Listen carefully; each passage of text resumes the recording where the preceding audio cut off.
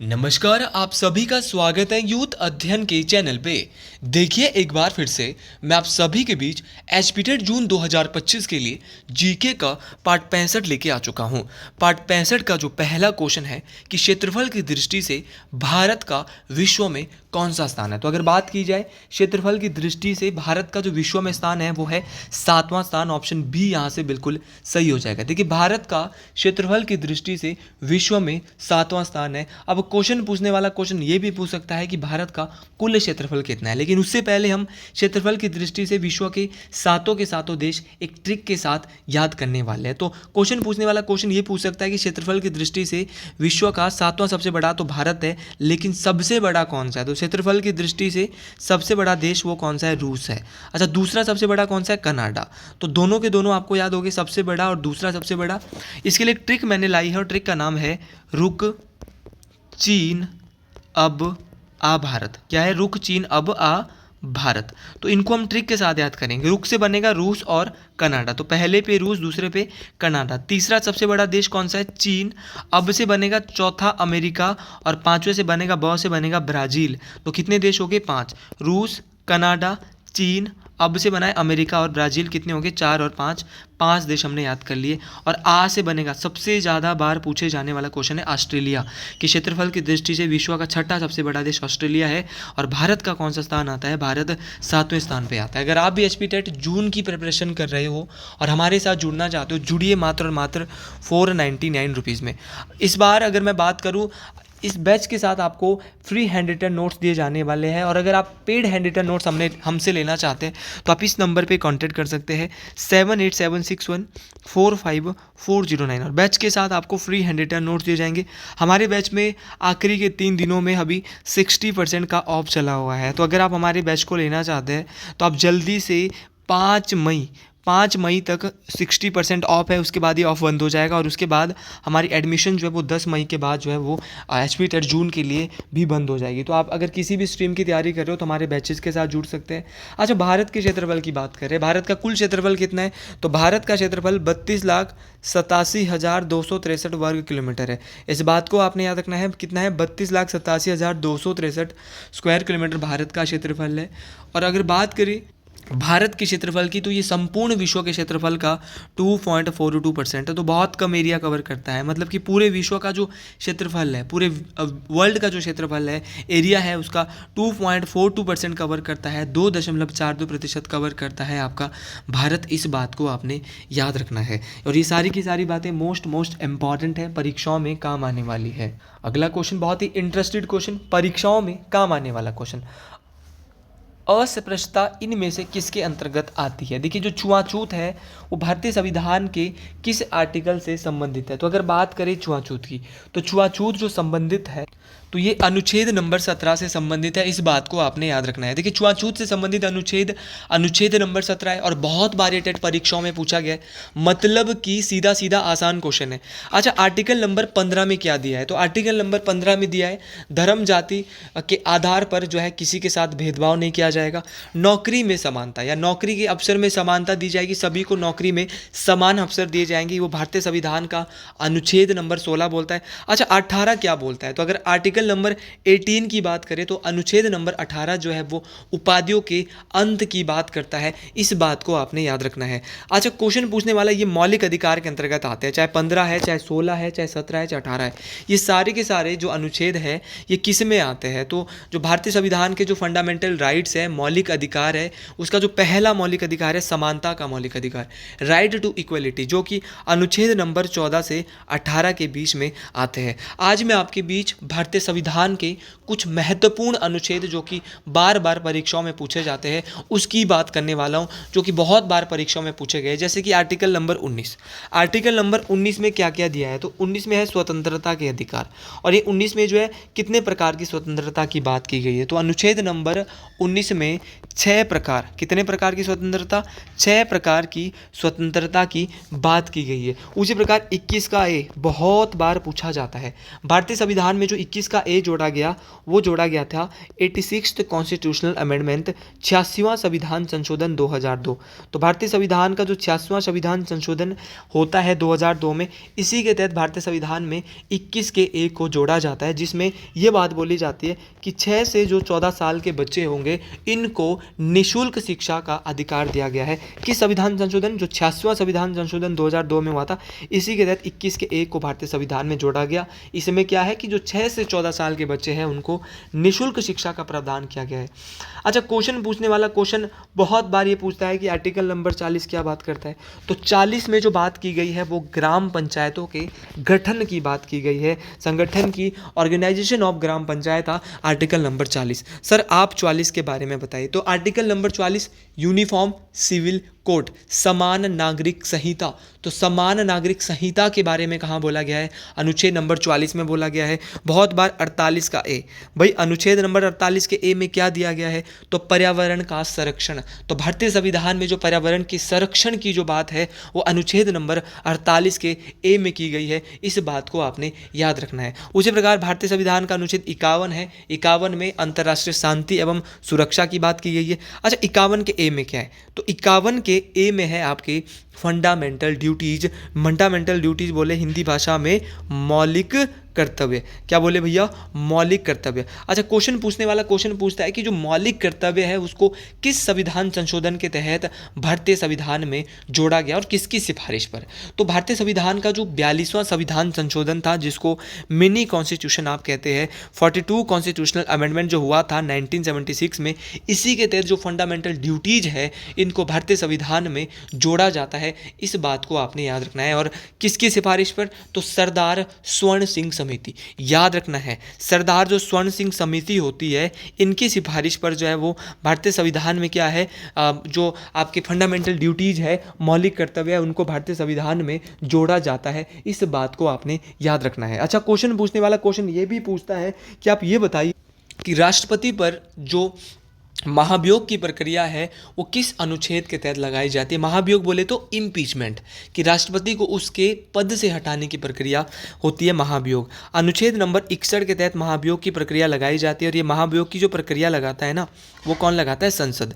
संसद जो है वो क्या लगाता है, महाभियोग की प्रक्रिया लगाता है। अच्छा, आप ये भी बोल सकते हैं कि राष्ट्रपति समाधान भी करता है, पार्डन की पावर भी है। जी हाँ, राष्ट्रपति बिल्कुल क्षमा भी कर सकता है। और राष्ट्रपति जो क्षमा कर सकता है वो आर्टिकल नंबर 72 के तहत कर सकता है। इस बात को आपने याद रखना है। अच्छा, क्वेश्चन पूछने वाला क्वेश्चन ये भी पूछता है कि राष्ट्रपति की जो शपथ है वो किस आर्टिकल में बोली गई है। तो राष्ट्रपति की जो ओथ है, शपथ ऑफ प्रेसिडेंट है, शपथ बाय प्रेसिडेंट है, वो आर्टिकल नंबर 60 में बोली गई है। तो ये सारे के सारे क्वेश्चन अनुच्छेदों से बहुत सारे क्वेश्चन हैं, लेकिन आज कुछ अनुच्छेदों के बारे में बात की है। इन अनुच्छेदों को आप अपने माइंड में रख ले, जरूर यहाँ से भी पेपर में, परीक्षा में क्वेश्चन उठ सकता है।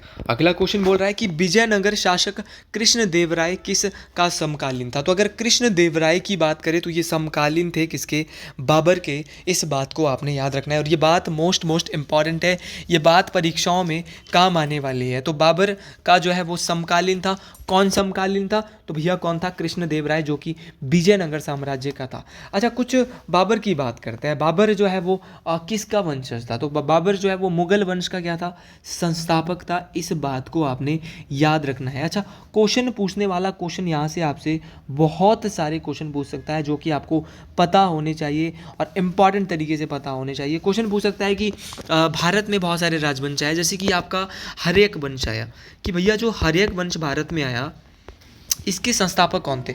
तो हर्यक वंश के संस्थापक थे बिंबिसार। बिंबिसार क्या थे, हर्यक वंश के संस्थापक थे। आपका कुषाण वंश भारत में आता है, कुषाण वंश के संस्थापक कौन थे, कुजुल कडफिसेस। कुडिल कडफिसेस क्या थे, कुषाण वंश के संस्थापक थे। उसी प्रकार भारत में आता है चौहान वंश। चौहान वंश के संस्थापक कौन थे, चौहान वंश के थे वासुदेव। वासुदेव चौहान वंश के थे। शुंग वंश बहुत बार पूछा गया है, तो शुंग वंश के थे पुष्यमित्र शुंग। तो पुष्यमित्र शुंग किस वंश के थे, शुंग वंश के थे। अच्छा, हुण वंश के कौन थे, मैं थोड़े थोड़े वंश बता रहा हूँ, सारे नहीं बताऊंगा। हुण वंश के जो संस्थापक थे वो थे तोरमान। कौन थे, तोरमान जो है वो हुन वंश के संस्थापक थे। एक बार क्वेश्चन पूछा गया था कि भारत में जो गंग वंश है, गंग वंश था, उसके संस्थापक कौन थे? तो गंग वंश के संस्थापक थे ब्रजहस्त पंचम। कौन थे? ब्रजहस्त। गंग वंश की तो इसके संस्थापक ब्रजहस्त पंचम थे। उसी प्रकार आपका संगम वंश, संगम वंश के दो संस्थापक थे, हरिहर और बुक्का। तो हरिहर और बुक्का किसके थे? संगम वंश के। तो ये सारे क्वेश्चन इंपॉर्टेंट है। आप जितनी ज़्यादा इन चीज़ों को पढ़ेंगे उतनी ज़्यादा चीज़ें आपकी माइंड में बैठने वाली है, परीक्षाओं में आपको ये चीज़ें काम आने वाली है। अच्छा, अगले क्वेश्चन की ओर बढ़। अगला क्वेश्चन बोल रहा है कि प्रथम लोकसभा के अध्यक्ष कौन थे? Who was the speaker of the first of Lok Sabha? पहले स्पीकर लोकसभा के जो थे वो थे गणेश वासुदेव मावलंकर। शॉर्ट फॉर्म में बोले तो जीबी मावलंकर। जीबी मावलंकर क्या थे? जो लोकसभा के थे वो पहले अध्यक्ष थे। इस बात को आपने याद रखना। और अगर स्टूडेंट मैं आपको बताऊं, ये क्वेश्चन ना 3 से 4 बार परीक्षाओं में पूछा गया है। तो जो क्वेश्चन परीक्षाओं में बार बार पूछे जाते हैं तो उनको आप बहुत अच्छे से याद रख सकते हैं। अच्छा, जीबी मावलंकर साहब क्या थे? लोकसभा के पहले अध्यक्ष थे। अच्छा, क्वेश्चन पूछने वाला क्वेश्चन ये भी पूछ सकता है कि आप ये बताइए कि लोकसभा की प्रथम महिला स्पीकर कौन थी? तो अगर लोकसभा की प्रथम महिला स्पीकर की बात करें तो वो थी मीरा कुमार। मीरा कुमार क्या थी? मीरा कुमार जो है वो क्या थी? लोकसभा की प्रथम महिला स्पीकर। बहुत बार ये क्वेश्चन पूछा गया है। अच्छा, क्वेश्चन पूछने वाला ट्रेंडिंग में क्या क्वेश्चन पूछेगा? वो पूछेगा कि प्रेजेंट टाइम में लोकसभा के अध्यक्ष कौन है, कि वर्तमान में लोकसभा के अध्यक्ष कौन है। तो वर्तमान की अगर बात की जाए तो ओम बिरला साहब लोकसभा के अध्यक्ष है। इस बात को आपने याद रखना है। अच्छा, क्वेश्चन पूछने वाला क्वेश्चन ये भी परीक्षा में बहुत बार पूछता है कि जो लोकसभा का जो अध्यक्ष होता है वो अपना रेजिग्नेशन बोले तो भैया त्याग पत्र किसे देता है? तो लोकसभा का जो अध्यक्ष होता है वो अपना त्याग पत्र किसको देता है? लोकसभा के उपाध्यक्ष को देता है। और लोकसभा का जो उपाध्यक्ष होता है वो त्याग पत्र किसको देता है? अध्यक्ष। मतलब कि ये दोनों किसको देते हैं? आपस में त्याग पत्र दे रहे हैं। इस बात को आपने याद रखना है। देखो, जितनी भी चीज़ें पढ़ रहे हैं ना, बहुत बहुत इंपॉर्टेंट। और मेरी सीरीज आपके लिए बहुत इंपॉर्टेंट रहने वाली है।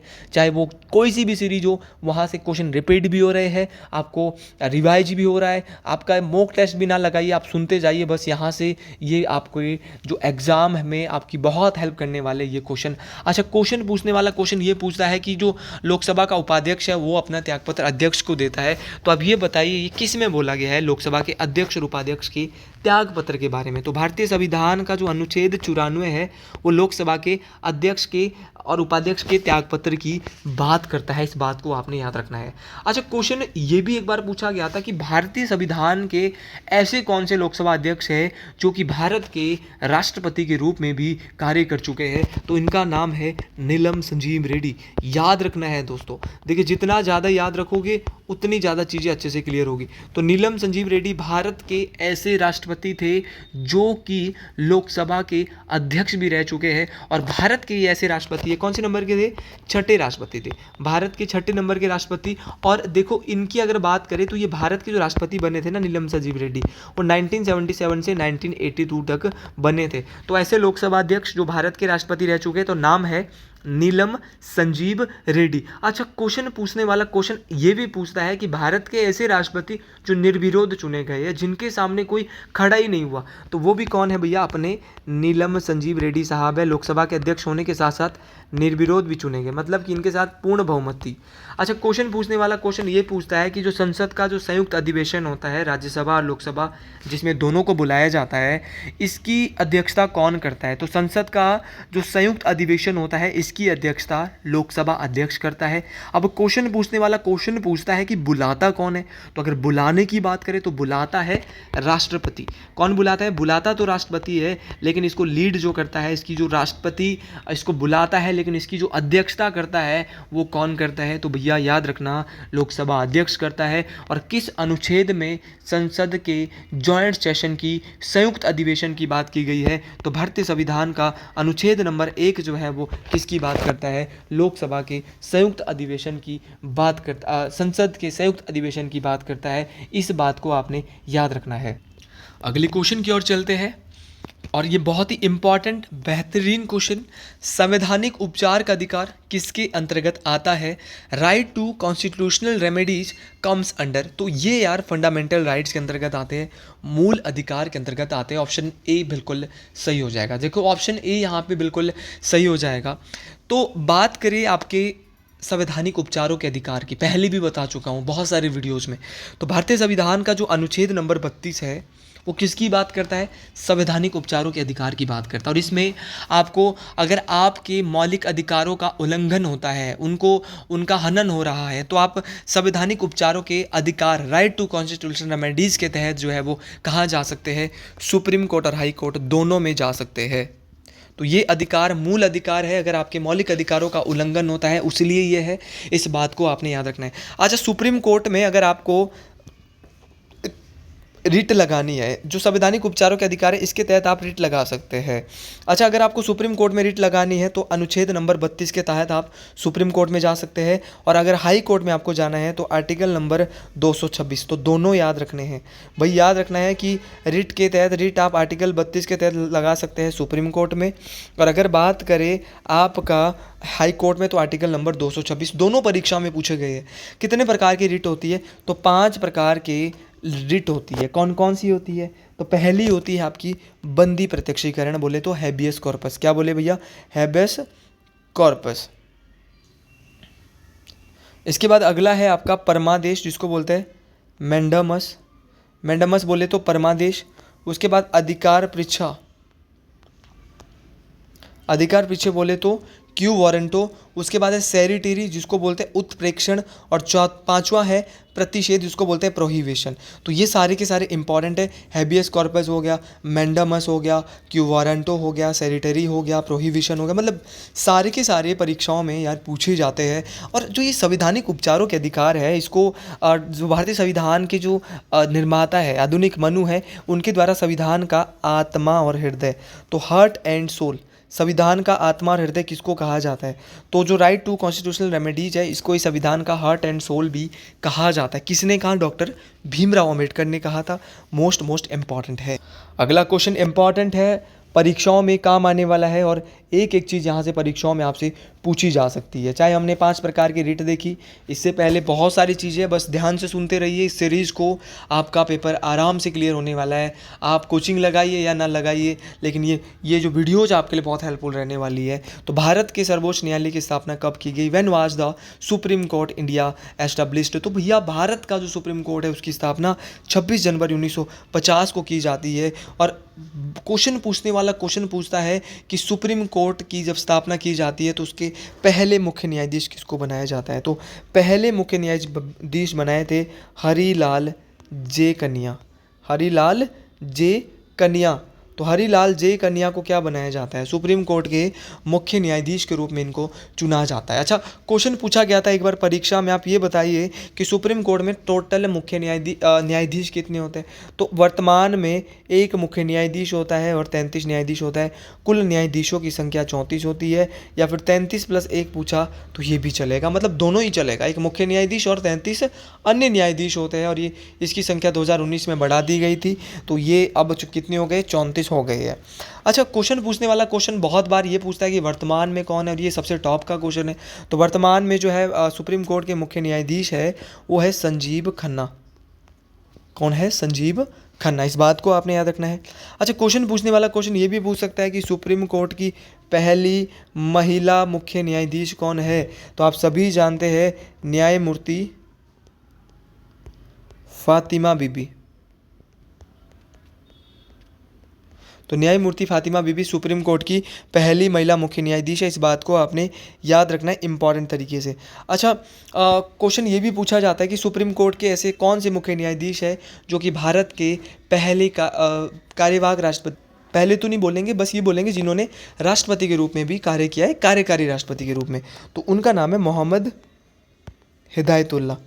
तो मोहम्मद हिदायतुल्ला सुप्रीम कोर्ट के ऐसे मुख्य न्यायाधीश है जिन्होंने जो है वो कार्य किया है। किसके रूप में कार्य किया है? तो राष्ट्रपति के रूप में भी कार्य किया है। इस बात को आपने याद रखना है। और ये सारे क्वेश्चन मैं बार बार बोलता हूँ, ये इंपॉर्टेंट क्वेश्चन है। इन क्वेश्चन को ध्यान से देखिएगा, ये क्वेश्चन आपको बहुत सारे नंबर एग्जाम में दिलाने वाले हैं। अगला क्वेश्चन है कि राज्यसभा का कार्यकाल कितना होता है? ये सभी लोग आप कमेंट बॉक्स में बताएंगे। लेकिन अगर क्वेश्चन आएगा कि राज्यसभा का जो सदस्य होते हैं उनका कार्यकाल कितना होता है, तो सदस्य का कार्यकाल होता है कितना, 6 वर्ष। लेकिन क्वेश्चन दिया था राज्यसभा का कार्यकाल कितना होता है, तो अपने दिमाग से अगर ऐसे क्वेश्चन आएंगे तो आप क्या आंसर इसका लगाते, क्या स्थायी रूप से लगाते, आप इसका 6 वर्ष लगाते। बताइए मेरे को कमेंट बॉक्स में, सभी लोग बताइए बताइए कि इसका आंसर क्या होगा, ठीक है। और अगर आपको मेरी वीडियो पसंद आती है तो कमेंट बॉक्स में ज़रूर हर हर महादेव जरूर लिखिएगा। अच्छा, राज्यसभा की बात कर लेते हैं। राज्यसभा की बात करें तो राज्यसभा जो है इसको उच्च सदन, अपर हाउस कहा जाता है। तो संसद का उच्च सदन किसको कहते हैं, राज्यसभा को सर कहा जाता है। काउंसिल ऑफ स्टेट, चर्चित लोगों का सदन, काउंसिल ऑफ स्टेट भी किसको कहते हैं, राज्यसभा को कहा जाता है सर। काउंसिल ऑफ स्टेट के अलावा द्वितीय सदन, प्रथम सदन लोकसभा होता है, द्वितीय सदन क्या होता है सर, राज्यसभा होता है। अच्छा, क्वेश्चन पूछने वाला क्वेश्चन पूछता है कि राज्यसभा संसद का ऐसा सदन जिसको, स्थायी सदन जिसको कभी भी भंग नहीं किया जा सकता।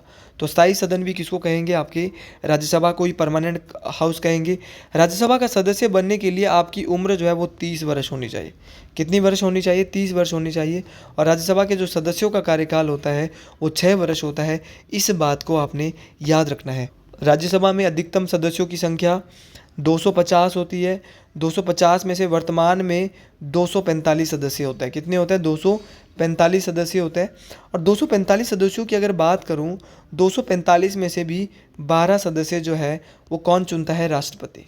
तो ये सीधा क्वेश्चन आता है, राष्ट्रपति के द्वारा राज्यसभा के लिए कितने सदस्यों को भेजा जाता है, तो 12 सदस्यों को भेजा जाता है। इस बात को आपने याद रखना। 4 क्षेत्रों से, कला, विज्ञान, साहित्य और समाज सेवा। और राज्यसभा की जो गणपूर्ति होती है वो 1/10 होती है। मतलब कार्रवाई तभी शुरू होगी जब राज्यसभा में 1/10 लोग आएंगे। तो अगर आपको वीडियो अच्छी लगी तो कमेंट बॉक्स में ज़रूर लिखें हर हर महादेव।